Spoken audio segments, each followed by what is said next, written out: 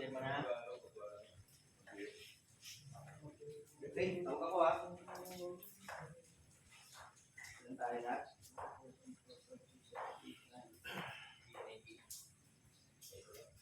Eddie.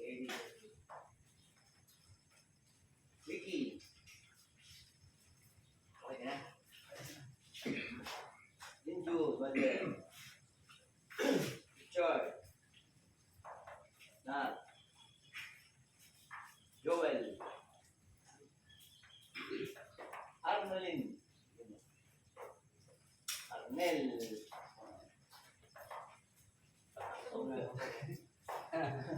Okay ba na? Basta lagi nasa ulan si Yun.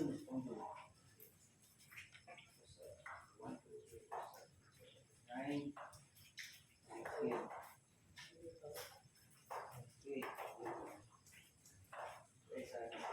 Prince. Boy. Okay na. Cyril. Danilo. Elmo. Ito mo. Buwan? Ryan. Sorry ah. Ryan pala yun. Wala po kinitan yung ballpen. Nauwa. Ryan, okay ka na? Nawala na yung tetanong. Kasi mamalit na yung braso niya eh. Kasi umangat na yung tetanong eh. Salamat. Ian. Di ba, electrical engineering course mo? Tama. Kung nakatapos to, hindi mo nito. Sa amin ang kilalabas na ito. Ako mo ako dyan ha. Ay, consulting man. Joma. Joke lang. Kilala. Sila tayo.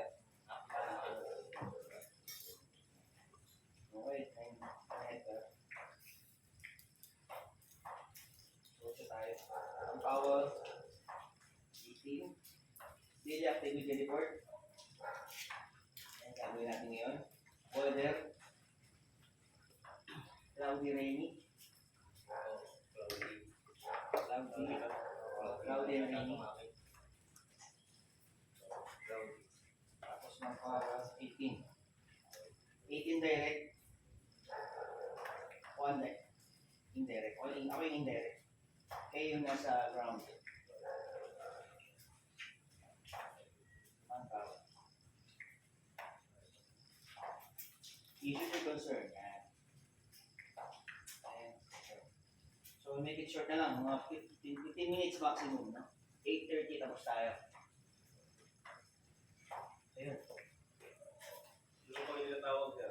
Sino tinatawag? Firma ka? Ito yung purpose. Yung Yung pagpapagaling ng Yung mga. wala.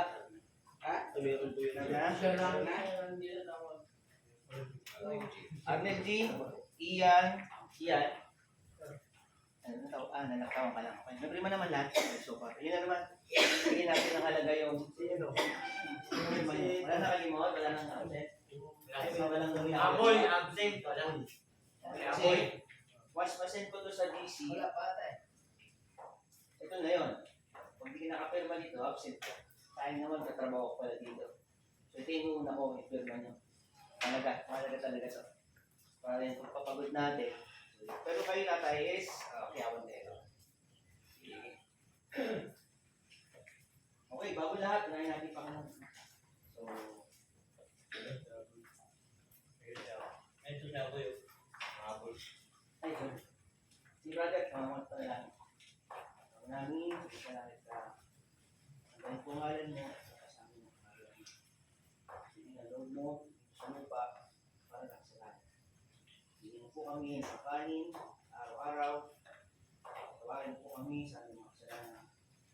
Para na patawad namin sa mga nakasala sa amin. Okay, kami, sa mga tukso, lahat po ng masama. Amen. Panginoon, gabayan mo po ang araw na ito, ang trabaho, ang gagawin, aming target, aming goal. Dahil natin din po kami sa aming gagawin na walang madisgrasya, sa po na aming mga kasama sa trabaho, at ang aming mga mahal sa buhay sa laksahan. Hindi po kami sa inyong awa, pag-iingat. Kahit ang pag-iingat namin, baliwala kung hindi galing sa inyo. Ang protection na aming inadasal, sana po yung pakaloob. Maging ang araw na to ay maging fruitful. May ma-accomplish kami. Salamat po Panginoon sa pagkakataon ito, nakasama-sama kami para kailangan ka, sabay ka Panginoon. Labayan niyo po kami sa aming gagawin. Kaya ngayon po yung anak, si Jesus Cristo. Amen. Okay, health and safety environment. Ay, pirma ka muna.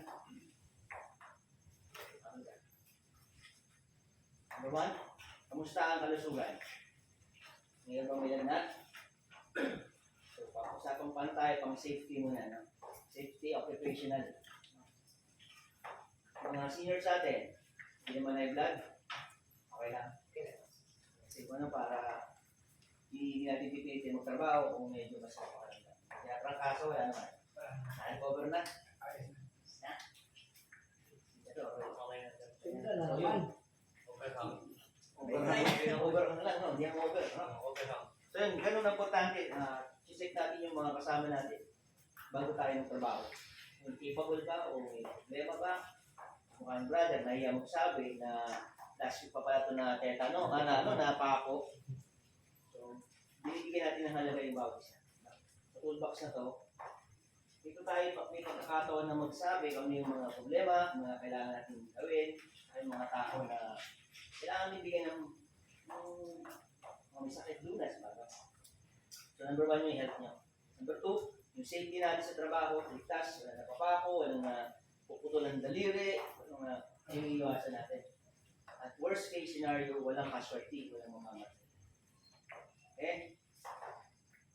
Kasi sabi ni Fernando Cudillo, pag namatay ka, kay bando, Papatayin kita. papatay kita, huwag kang mamamatay. So yun, leading aside, ayoko nang may mangyari sa project natin, yung casualty. No? Kaya meron tayong once or twice, sa mga project, araw-araw umay ka na no? Araw-araw yan, ito yung umaga. Exercise, toolbox, laging breathing. So bakit? Kasi may mga tao pa rin na no read, no write. Kahit anong sabi mo, inulit yung mali. Hindi ganun tao Kailangan lagi ipapaalala. Pero sa inyo naman, nakikita ko naman na nagre-reflect yung meeting natin, yung usapan natin, into action. So, diba kasi may mga naging tao ko dati, galing Samar, meron talaga na no right, pero masipag. Pero yung mali niya, nauulit pa rin sa susunod na palapag. Susunod na palapag, nauulit pa rin yung mali. Susunod na palapag, nauulit pa rin yung mga punch list. Hindi na natapos yung punch list. So yung dito, ako na lang yung mag-check ng mga punch list natin galing dun sa plan. So, plan review tayo, foreman, yung mga leadman, saka bawat nasa area. Halimbawa, yung sa electrical, inar, plan review tayo yung foreman, yung sa kitchen, yung rent niya, yung mga position, tapos yung mga babaguhin, yung mga changes sa instruction ni architect, saka nangyari. Halimbawa, ito, uurong tayo ng 40. Yung sana natin. Pero tapos na ni planning yung trabaho nila. Additional Ibig sabihin, tama ka doon. Additional yun, change order. So, aangat natin yun sa kasi tapos na yung multi-point nila Tapos, iurong pala. So, mabaklasin. Mag-usapan natin. Para maliwanag din sa inyo, to be fair din sa mga gumawa. So, aware naman din sa architect kahapon. Usap kami. So, yun.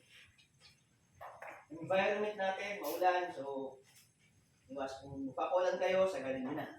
Pero kung hindi, ingat. Pakinggan lang kayo. Maglagay na balagbag o parang kayo maulanan. Kasi sigurado, isisitunin kung worst case talaga kayo. Yun lang, sabi ng architect kahapon, architect Ima, na-expect niya, wala masyadong gawa kasi nga, umulan. Nagulat siya na tuloy-tuloy tayo, gumawa ng paraan, naglagay ng bubong-bubungan, para maka-welding lang. May nag-wedding nga sa roof deck kahapon eh. Sino nasa roof deck kahapon? Yan na. Kaya Kaya ako ako eh. Ibay mo pre, maambon. Ingat lang ha. Buti nga daw sir, naramdaman Buti niya nga. yung basa na raw yung Oo, ulo eh. yung ground ba? Waterproofing nga natin. Teka lang, parang ulan. Nag-welding. Sabi ko, medyo ingat. So, bantayan niyo isa't isa, no? Sabi nga sa sundalo, watch your six. Bantayan niyo dito. Ibig sabihin, bali-bali system tayo, di ba? Bali-bali kayo. So far, lahat tayo maandar, lahat naka-parallel action. Si Lady, gumagawa ng sisla, nagbabakal. Sa taas, nag-welding. Sa gitna, may nagmagawa ng process. So, very very smart idea. Kaysa buhatin natin mahaba ni mabigat at doble yun, doon na lang fabricating sa taas. Good. Oo, mabigat, di ba na-try nyo na? Ano ko na yun So, ang tawag doon, prefab. Mag-prefab tayo, dalhin sa taas, wala naman tayong cream. Mabigat, di ba? nakita na ron na Kaya na tumatagal, lumalaki. Umahaba. Tagal namin bago may ano eh. Kaya smart idea, Foreman. Kudos sa lahat. No? Good job. Ayun, isa na lang kulang natin. Ang commitment natin this week is yung roof deck. Buo na natin siya, yung mga process na nabuo natin. Kasi nung Monday, wala pa eh, puro na lang. Okay na, So, okay na yung ano mo, yung support mo sa si Berlins, okay na? Okay na lang. Okay, so far so good, no? Ando tayo, on schedule tayo. So, yung commitment natin ng Monday, na-hit natin ng Friday, Saturday. Tuloy lang, no? Ang galing na bro. Nakikita natin, hindi lang ako pati yung architect. Nakikita niya na. So, beyond expectation, uy, ayos, gumagalaw pa rin sila dito. Sabi ko nga, ang critical natin dito is yung roof deck. Ito yung bubong. So, pag natakpan natin yan, lahat tayo gagalaw. As in, lahat na talaga. Pintura, tiles, wrapping ins, wirings, plumbing, lahat tayo. So, pinupush talaga namin ni Foreman, ng team, pabubungan talaga. Zone 2, kasi zone 3 eh. Zone 2 muna tayo next week. Anong gusto tayo mas mabilis? Ito muna natin critical yan. Yun to. Oo, kasi may bubong na yung mabila. Pwede nang masabay yan sir. Sige lang. Ano tayo? Simultaneous tayo. No? Pero ang number 1, unahin yung zone 2. Kasi zone 3 may bubong eh. So, bubungan dito, ayos. Pwede. Yan. Sige. Yan ang ano, tinatawag na strategical.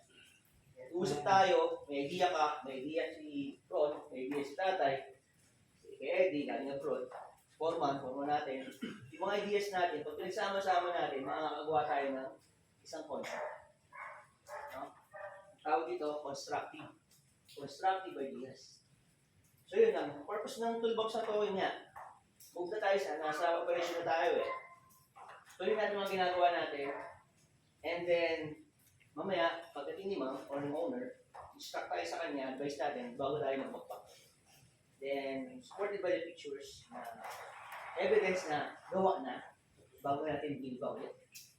So, tawag doon is change order. No? Tayo ay nakapasa payroll eh. Pero kung kontrata to, additional lang yan. Billing yan. So, yun lang. Napang na sa atin sa operation. Mga materyales, pinalo po na yung bubong kay ma'am, no? Mga C-purlings. Yung iba sa mga electrical automatic na. Ang kulang mo na lang, Flex. Although Pel Dodge yung in-order natin, which is very premium, pero ang gusto na may-ari Flex. Standard naman siya, pero sige, tanggapin na natin. Pero sa management, hindi namin na-accept yung Flex. Flex talaga. So anyway, since may-ari ang nag-approve, so yun, meron tayo mga brand na ina-approve. Iba-iba kasi capacity yan. Diba? Halimbawa, sa panel board mo, GE ba? Schneider ba? O Himmel? Yung mga practice natin na i-upgrade. So I suggest, Schneider. Mahal kasi yung GE. Pero, yung Schneider, okay. Yung Himmel, medyo times 2 mo yung Schneider. Kung talagang titipid ka, mag-Himmel ka na. Ang mga lang, kung matagalan na kasi, Schneider. So, for mga management, na pinanggalingan natin. So yun, mayroon tayong panibagong site instruction na magkakaroon sa taas ng panel board. So sa baba kasi konti lang branch natin dito yung bili. So yung isang branch sa taas. Sabi ni architect dapat sa baba. So sabi ko naman, pag may nangyari problema sa roof deck, tatakbo ka pa pababa ang second, ground. Baka nakuryente ng tao, wala na. Diba? Ang buhay ay segundo lang kung may disgrasya. So, sabi ko, dito na sa second floor, at least mapapatay mo. Direct. Diba? Kesa bababa ka pa. Diba? So yun, unawa naman yung architect ako yung reasoning natin. Tsaka yung purpose natin sa site. To think strategically. No? Pwede naman wala ako dito eh. Pwede na si Foreman na gumalaw. Si Eddie. But kailangan natin isa-isa. Ibigay natin yung nalalaman natin sa bawat isa, pati yung nalalaman ko, para maging effective yung project. So, ganun. So, yan. Whatever na ano yung skill natin, ano yung galing natin, ibigay natin dito. Appreciate ko yan. At natutuwa ako na yung character ng bawat isa nakikita ko na. At sa ibang project kasi maraming mga nag-boost. Sabi yung mga medyo maraming alam, may mayabang, may ugali, may attitude. So far, naging example natin si Cristo, yung kanyang sobrang makapangyarihan, pakumbaba. Siya yung halimbawa ng pagpapakumbaba. Diba? Kaya wala tayong karapatang magyabang. Wala tayo sa kalingkigan niya. Parang magyabang. So yun, natunang binuyabang ko sa katawan. Mas nakilala mo si Cristo sa buhay mo. Okay? Para sa lahat may pinagdadaanan sa personal na buhay nyo, pag sa trabaho, focus kayo ha. Huwag yung dalayin sa trabaho. No? But always remember na hindi ka nag-iisa. Okay? Na si Cristo lagi natin kasama. Okay? So yun.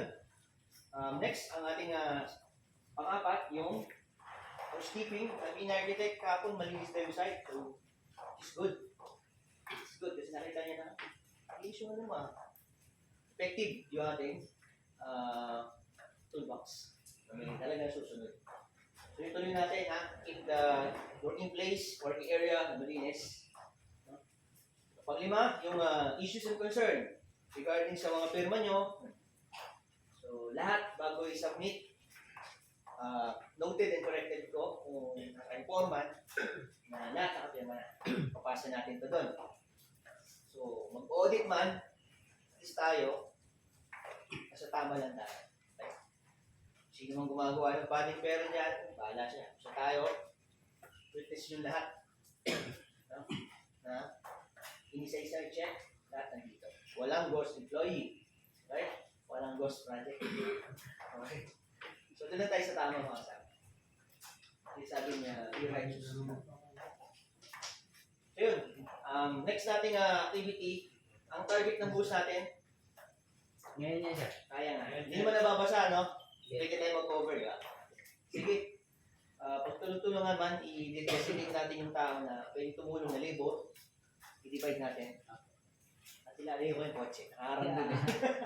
Okay ka. Pagka masandalan niya ng tubo, sir. Matalsikan din yung simento. Kakakaramash ko lang. Biglang umulan. Anyway. Okay, sige. Boost tayo activity. Tulong yung mga ibang labors, no? Yung sa taas naman, tuloy-tuloy tayo. Yung mga research delaying. Tuloy natin.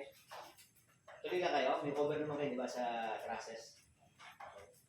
Ikaw, bro. Kalma ka lang sa taas. Watch mo lang yung panahon mo. Kung pwede, pagkalanganin, tulong ka lang sa kanila. Sa baba, na, yung mga wirings mo. Wala pa yung filters. Filters. Yung wire. Oo, Sorry na nila. Tapos mamaya, remind mo sa akin, pagdating ni ma'am, yung approval ng contractor natin sa CCTV. Yung kausap natin na direct na yung presyo. I think kung magbabanggay na lang natin sino mas mura. Tapos, itong ano natin sa division, sa zone 1 at zone 2, itong Saka na lang siguro siya effort natin. pagkatapos ng buhos. Sige, ito muna. Para yung labor doon, pwede na tumahulog. Sige. Ano lang natin na ito? Next, ano lang. Pag dumating na rin yung order natin flashing, Pwede. yung baliktaran. Pwede naman tumaon na, sir. Kaso lang, yung labor, ilagay muna natin lahat. Sabi ko naman, sukatan lang, may magkating na lang dito sa baba. Tapos, ito nga yung Tapos pwede tayo mag-mix dapat sa labas. Kasi ito, okay to eh. Ito, pag nabasa, itong tulo. So, andyan na ba yung payo na natin? Bull stick natin, andyan na. Ayan na. Yan, left. Tuloy-tuloy kasi ulan pa. So, kung if ever magtuyo na yung taas, Hindi na makakaya ng nasa. kailangan makatuyo muna itong taas eh. So, mali talaga na pinapanood. Kahit isang araw lang sana. So, kung ano na panahon, antabayan na natin. Or, may mag-matter po pag na dito sa area na to. Hindi tayo mag-fix sa mga So, paano pa ba? Yung mga nagpo-prepare na materials, tulong-tulong na lang, no? Ano ba panikitan natin dito? Pag nag-approve dito, basagin na natin. Saan kayo na ngayon na natatay? Mga planning, task kayo. Yun yung mga typing nyo na Oo. sa masters. Kompletuhin na namin sir. Okay, tapos si brother, bro, plasteran nyo na dito sa may CR para ma-sundan nyo na simultaneously yung Dapat mauna yung plaster nyo na para doon magawa nyo na yung linya ng multiple. Baba. Pero may gumagawa pa rin sa kabila, isang kasama nyo. Very good yung plaster mo. Kinis, no? Ang problema, ang finish ito, rough eh. No? Parang Versatex eh, finish ito eh. Something na medyo, ipapahid mo na. Yung pang may mga, parang may So, ang finish niya, rough. Pero ang binigay mo sa akin, napaka-finish, very good ah. Nanginayang ako sa finish nito.